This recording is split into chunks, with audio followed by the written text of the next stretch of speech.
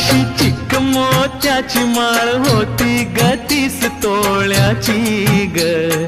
चिक मोत्याची माळ होती ग 30 तोळ्याची ग. जसा गणपतीचा गोंडा चौरंगी लाल बावटा ग. गणपतीचा गोंडा चौरंगी लाल बावटा ग.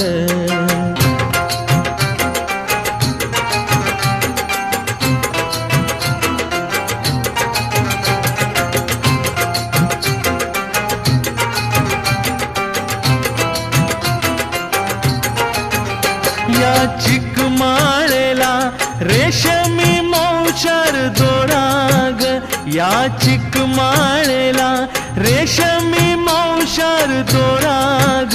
मऊ रेशमाच्या दोऱ्यात नवरंगी माळ ओविली.